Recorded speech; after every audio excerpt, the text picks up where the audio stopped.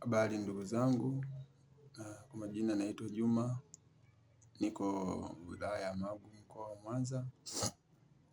Ningependa na mimi kutoa ushuhuda juu ya usumbufu wa H. pylori na ushuhuda juu wa yale daktari huyu anaoyazungumza kila siku kwenye mada zake. Ndugu zangu, mimi mwanzo sikuwahi kuijua H. pylori. Lakini nakumbuka ilikuwa ni 2022, usiku nimelala, nilishtuka nasikia kifua kama kinawaka moto. Usiku kinaunguza kabisa kifua hapa, panawaka moto. Nilijiuliza maswali mengi sana ule usiku. Lakini nililala, nikaamka asubuhi, bado nilisikia panaunguza, kifua kinaungua moto. Kwa hiyo niliendelea na shughuli zangu huku nikitafakari kichwani najiuliza. Lakini kwenye siku 2 mbele au 3, nikaanza kuona kama kifua changu kinapunguza pumzi. Ukifanya kazi kidogo, pumzi inabana. Hata kama ukisema ushiriki tendo la ndoa, pumzi inabana. Unahema kwa kasi kweli. Kwa ile hali ilinisumbua kwa kama wiki 2, 3 mbele, nikaona acha niende hospitali. Kufika hospitali, nilimuelezea daktari niliyemkuta juu ya swala linalonisumbua hilo. Baada ya kumuelezea, akaniandikia vipimo nikapime. Nikapima vipimo pale, nilipiga na x-ray, kwa sababu nilimwambia kifua na chenyewe kinabana. Baada ya pale, akaniandikia dawa. Aliniandikia dawa, nikaanza kutumia zile dawa. Lakini majibu ya x-ray yalionyesha hakuna shida kwenye kifua. Nikatumia dawa, aliniandikia dawa aina ya amoxicillin, omeprazole, pamoja na metronidazole. Kwa hiyo nilitumia zile dawa kwa muda wa kama siku 14, 15. Baada ya hapo niliona kaunafuu kidogo. Lakini pia kuna sindano alinichoma, sizikumbuki, choma kama sindano 3. Basi nikaendelea na shughuli yangu, lakini ile hali ya kuungua kifua, kuchemka moto ilipungua. Lakini kifua chenyewe kiliendelea kuwa kinabana. Ingalau kaunafuu kidogo kalipatikana. Kwa hiyo nikaendelea na shughuli zangu kwa muda mrefu kama miezi 6 hivi mbele. Nikaanza tena kuona dalili zile zinarudi tena. Kifua kinawaka moto, kiungulia kilikuja kwa kasi sana, kiungulia kikali, maumivu ya mwili, mgongo, kichwa. Nikarudi tena hospitali, pindi daktari naongea naye pale, akaniambia utarudi kesho uje ufanye baadhi ya vipimo. Naona kwa leo havipatikani hapo hospitali. Kwa hiyo nilibidi kesho yake nikaenda hospitali nyingine, Bugando. Kufika Bugando na penyewe nikaelezea shida yangu. Mwili unauma, kifua nasikia kinawaka moto, kiungulia kikali na kupumua nasumbuka. Akaniandikia vipimo tena, ndio akanitajia jina la H. pylori, ukapime na H. pylori. Nikapiga na x-ray tena. Nikaenda nikapiga na x-ray, nikapima H. pylori na vipimo vingine, typhoid, UTI, nikapima damu,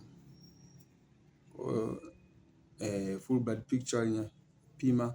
Baada ya pale vipimo vilirudi, kote kulikuwa hakuna shida. x-ray kwa haina shida, akaniambia haina shida huku ila una H pylori. Ndio nikaisikia hapo H pylori sasa. Nikaandikiwa dozi ya H pylori. Nikaandikiwa Helgo kit, kuna antacid nikaandikiwa pale na vidawa vingine. Nikarudi nyumbani nikaitumia hiyo H pylori kit. Helgo kit. Nimetumia Helgo kit nikamaliza dozi, nikapata nafuu, maumivu ya mwili, kila kitu kikaishi. Kichomi, viumu, pote pakawa sawa kabisa. Kutumia penyewe. Baada ya muda mwingine mrefu kupita, nadhani mwaka uliisha na kitu sasa. Nadhani kama sio 24 ile, nikasikia tena dalili zile zile. Mwili kuuma, kichwa, maumivu ya kifua kidogo, kiungulia tena kwa kasi. Nikarudi tena hospitali ya wilayani kwetu. Nikawaelezea tena. Nikapima vipimo vile vile. Nikaambiwa na dalili ya madonda ya tumbo. Nikaambiwa na H pylori ambayo yanasababisha madonda ya tumbo. Kwa hiyo nina madonda ya tumbo. Nikapewa dawa tena. Nikaandikiwa antacid, omeprazole tena.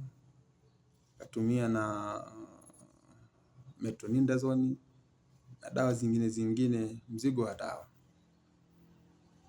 Nikarudi nikatumia na zile dawa mpaka zilipoisha. Nikapata nafuu. Baada ya muda mrefu tena kupita, hali ikawa nzuri, nikarudi tena kusikia maumivu tena yale yale. Unajua tunapozungumzia maumivu yale yale, mtu kama hili jambo halijakutokea na hujalipata, unaweza ukaona kama tunasimulia hadithi za kusadikika. Lakini ndugu zangu, H pylori inasumbua kweli. Inasumbua kweli. Lakini muda huo nilikuwa naendelea kumfuatilia huyu daktari mitandao yake ya kijamii juu ya mada zake mbalimbali. Na niliwahi kuikuta mada yake moja akizungumzia H pylori, Brucella na mambo mengine. Ikiwemo na acid, gas reflux, wanajua wataalamu. Kwa hiyo nilikuwa na uelewa wa kumfuatilia yeye. Kwa hiyo nilikuwa tukipewa yale majibu, nikisoma na nikisikiliza na kwenye utaratibu wake anaoelezea, naona kama mbona matatizo ninayosumbuliwa mimi ndio anayoelezea yeye. Mbona dawa nikinywa siponi? Sio swali kwangu likawa gumu. Kwa hiyo niliendelea kukaa na ile muda mrefu, sasa nikawa ni shida. Huwa nasikia watu wanasema madonda ya tumbo, kila dagaa tumbo linauma, lakini mimi nilikuwa nakula tumbo haliumi. Shida yangu kubwa ilikuwa inanitesa ni viungo vya mwili kuuma, kichwa pamoja na kiungulia. Kiungulia kimenitesa sana. Maana kilikuwa kinatokea chini huku, unasikia kitu kinakuja, kinakaa kwenye koo hapa, unakabwa kwenye koo hata siku nzima. Inakulazimu unywe maji mengi, ucheue, utapike. Kwa hiyo ilikuwa ni kazi kweli. Unaweza ukaenda kwa waganga wa kienyeji ukasema umelogwa. Shukuru tu Mungu sisi tunafuatilia vitu kwenye mitandao ya simu. Kwa hiyo maelekezo unayosikia na maumivu unayoyapata unaona kabisa mbona shida ndio hii. Kwa hiyo ilifikia muda nikawa sili kabisa mboga za majani. Lazima unywe maji mengi, ucheue, utapike. Kwa hiyo ilikuwa ni kazi kweli. Unaweza ukaenda kwa waganga wa kienyeji ukasema umelogwa. Shukuru tu Mungu sisi tunafuatilia vitu kwenye mitandao ya simu. Kwa hiyo maelekezo unayosikia na maumivu unayoyapata unaona kabisa mbona shida ndio hii. Kwa hiyo ilifikia muda nikawa sili kabisa mboga za majani. Aina yoyote mboga ya majani yenye kijani.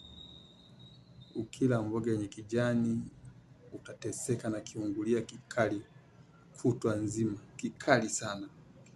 Kinaniga, kinakaba kama umekabwa na jini. Kwa hiyo muda ulipopita mrefu nikaenda hospitali nyingine ya private. Jina sintoitaja. Ile yenyewe nikapimwa nikaambiwa nina typhoid na UTI na H pylori. Kwa hiyo natabidi nitumie dawa. Nikaandikiwa dawa. Mwanzo nilitumia Helgo Kit, sasa hivi nikaandikiwa dawa nyingine inaitwa Kit for H pylori. Ndio nilipewa ile dawa. Nikapewa dawa za UTI na typhoid. Nikarudi nimetumia ile dawa na yenyewe. Nikatumia ile dawa kwa muda kama wiki 2 na kitu, wiki 2. Lakini baada ya hapo niambiwa ukishatumia hii utatumia na Omeprazole muda wa mwezi mmoja. Baada ya kumaliza hiyo kiti nyingi ya pili, nitatumia Omeprazole muda wa mwezi mmoja na mambo yangu yatakuwa safi. Kwa hiyo nilirudi nikatumia zile dawa muda wote nilopangiwa vizuri mpaka nikamaliza dozi. Baada ya kumaliza dozi nikaendelea na maisha yangu kama kawaida na hali ikawa safi kabisa. Kulikuwa hakuna maumivu. Nimetumia shughuli zangu, lakini kula kila kitu, maisha yanaenda vizuri. Lakini tena mwaka huu nimeanza kuona dalili zangu zile zile za kiungulia. Unaweza kuwa umelala, unaamka asubuhi tu unasikia kiungulia. Sisi zamani tulikuwa kusikia kiungulia mpaka ule viazi, tukiwa nyumbani kwetu kule, mpaka ule viazi ndio unasikia kiungulia na unaambiwa ukinywa maji basi kinaisha. Lakini cha sasa hiki kilikuwa unakisikia hata kabla hujala, ukiamka tu unasikia kiungulia. Ndicho kinachonitesa jamani. Kiungulia kinanitesa, na mimi nikisikia kiungulia tunajua tayari H pylori imeanza. Maumivu ya mwili unajua hii H pylori. Kwa hiyo hata sasa najiuliza tena nikapime, maana hata kama nikipima dawa nitatumia zile zile. Asante daktari, kwa sababu nilisikia mada yako kama wiki 1 hivi imepita ukizungumzia usugu wa dawa tunazozitumia kwenye kutibu matatizo yetu. Kwa hiyo kama nitapata ufumbuzi wa dawa aina nyingine ambazo zinaweza zikatusaidia sisi wagonjwa hili tatizo tukapona vizuri kupitia ushauri wako, itatusaidia sana. Maana sisi wengine tumebahatika kukuona kupitia mitandao ya kijamii, lakini kuna wengine hawana mitandao ya kijamii, wanapata shida.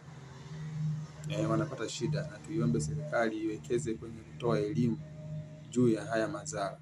Naona wamewekeza kwenye magonjwa ambayo hayaambukizi, lakini H pylori inatesa jamani, inatesa. Unaweza ukamaliza dawa kwa waganga, hospitali, lakini hatupati tiba sahihi ya kuponyesha H pylori. Asanteni sana. Na kama hili jambo halijakukuta, unaweza ukaona kama vile tunaigiza tamthilia, lakini hatuigizi tamthilia, ni ukweli na ni uhalisia. Asanteni.